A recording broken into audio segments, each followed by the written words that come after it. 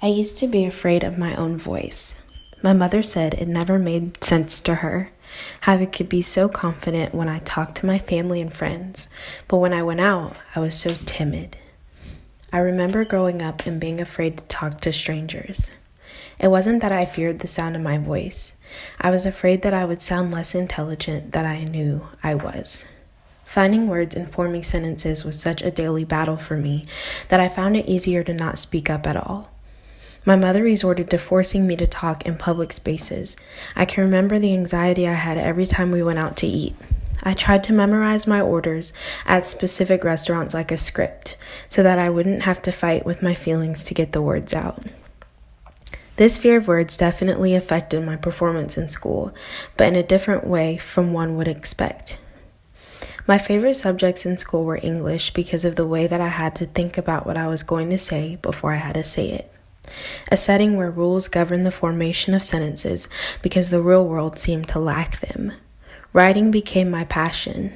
Papers and poetry and prose became my vice. I could prove everyone else wrong in essays. I had found my literary voice. In college, I began to become aware of the power and strength of my writing. I was always being pushed by my friends and professors to showcase my talent, but I still had fear of my own voice. One specific class, Linguistics 101, helped me to truly understand the piece of the puzzle I had been missing.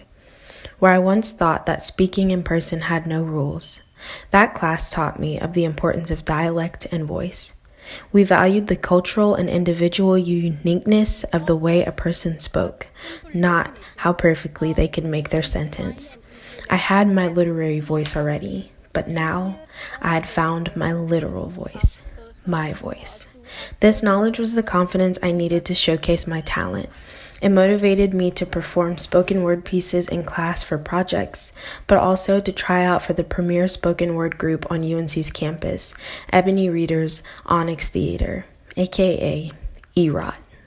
I had the confidence to endure a week-long audition process and be selected. I was one of 5 people who made it after over 40 tried out.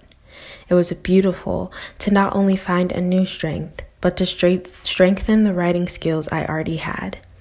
I started performing and I never looked back.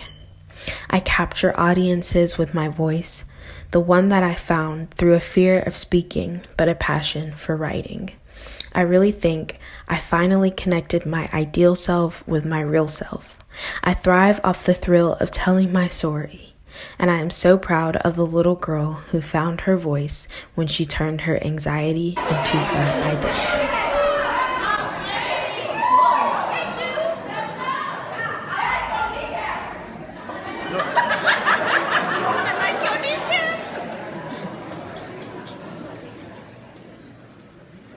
My anxiety feels like the middle child.